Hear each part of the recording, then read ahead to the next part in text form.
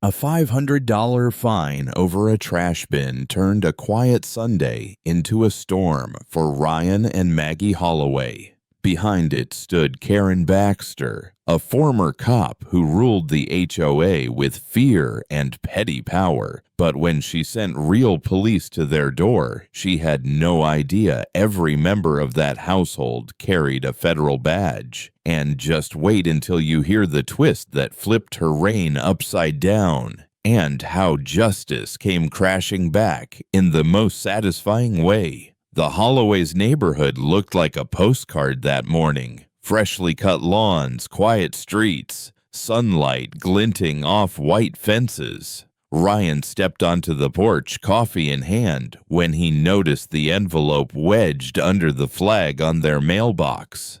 It wasn't the usual HOA newsletter, thick, official-looking, with a harsh red stamp across the front. He tore it open at the kitchen counter. Inside, bold letters screamed back, "Violation, $500 fine.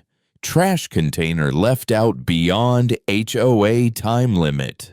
At the bottom, written in a precise, sharp signature, "Karen Baxter, HOA chair." Maggie leaned over his shoulder, her brow tightening. "You're kidding me. That bin was out for what? 2 extra hours?" Ryan didn't answer. He just folded the letter once, twice, as if reducing its size would shrink the absurdity. By the next morning, another envelope landed on their doorstep. This one felt heavier, not in weight, but in tone. Maggie ripped it open and read aloud, her voice catching. "Failure to pay within 48 hours will result in escalation. The HOA reserves the right to involve law enforcement to ensure compliance." The kitchen went silent except for the hum of the fridge. Ryan's jaw clenched as he set the letter down carefully, like it might ignite if dropped too hard. "She can't be serious," he muttered. Maggie's fingers curled, crumpling the edge of the paper until it crackled. Her voice dropped to a whisper edged with fire. "Oh, she's dead serious." Outside, the neighborhood still looked calm, but inside their house, a quiet line had just been crossed. Karen Baxter didn't see the HOA as a community. To her, it was a command post. She carried herself like she was still in uniform, even though that chapter had ended years ago. People whispered about why she'd left the force, something about excessive tactics and a pattern of complaints. Whatever the truth, Karen had found a new badge to wear, the HOA chair title on every notice she signed. Neighbors had learned quickly that ignoring her was a mistake.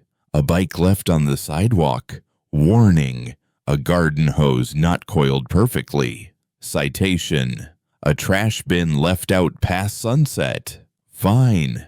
She didn't just enforce rules. She seemed to enjoy it, using them like a lever to control the quiet suburban street. 2 days after the Holloways had crumpled that second letter, a firm knock echoed through their hallway. Ryan opened the door to find 2 uniformed officers standing stiff on the porch. Their expressions were neutral, almost apologetic, but their presence made the morning feel heavy. "Sir," one of them began, glancing at a clipboard, "we got a call from your HOA. They claim you're refusing to comply with the citation.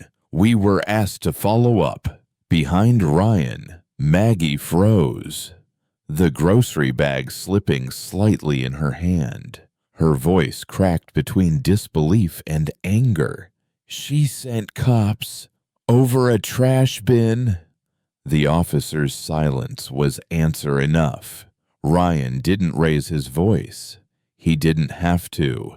His jaw tightened, his hand resting on the doorframe like it was holding back the weight of his thoughts. Inside his chest, something sharp and steady locked into place. Enough. Out on the cul-de-sac, Karen Baxter stood at the edge of her driveway, arms folded, lips pressed into a thin line of satisfaction as she watched. She didn't know it yet, but this was the moment the ground shifted under her feet. For a moment, the Holloway's living room felt frozen in time. The officers stood at the doorway, their professional calm beginning to crack under the weight of the situation.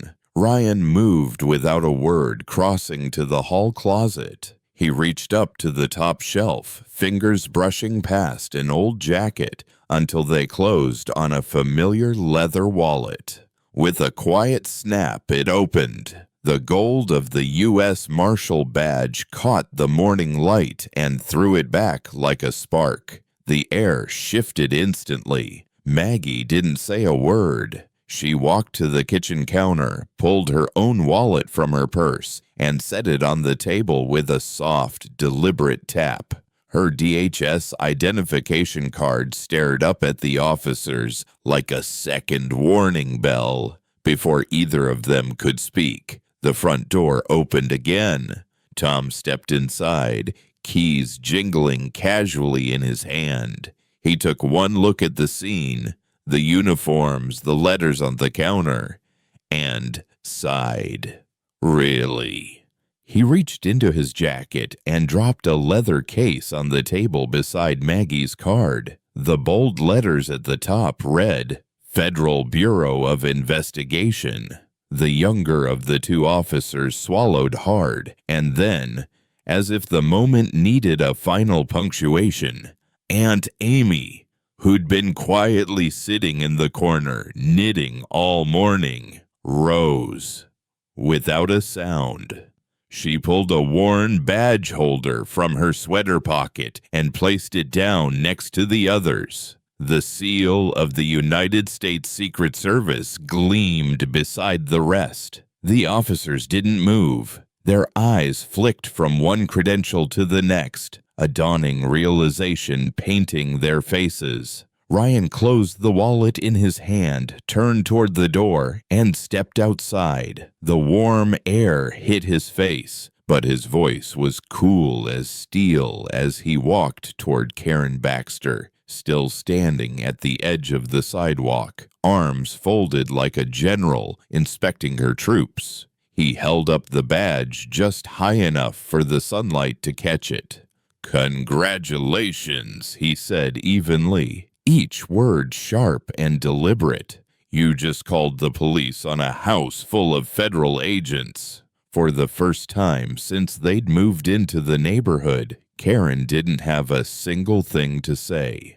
The change came faster than anyone expected. Within days, word of the incident spread through the entire subdivision. Neighbors who had whispered their frustrations for years suddenly found their voices. Petitions were signed overnight. By the end of the week, the HOA board called an emergency vote. When the final count was read, Karen Baxter was no longer HOA chair. She walked out of the clubhouse without the same stiff posture she'd always carried, the weight of her rule gone, and so was her grip on the neighborhood. The stack of complaints she had issued over the years was handed straight to county court for review. For the first time in months, the cul-de-sac felt quiet in the right way. Lawns were still trimmed, kids still rode their bikes, but there was a different kind of order now, one not built on fear.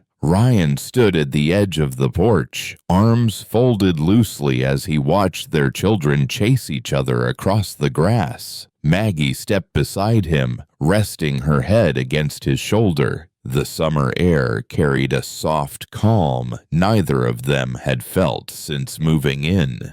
"Never thought we'd use our badges on a HOA tyrant," Ryan said with a half smile, his voice low enough to keep the moment private. Maggie glanced at the street where Karen used to patrol like a self-appointed sheriff. A small, satisfied smirk tugged at her lips. "Sometimes," she said quietly, "the smallest battles feel the best to win." Ryan slipped an arm around her waist, holding her close as the kids' laughter drifted through the evening. For the first time, their home truly felt like theirs.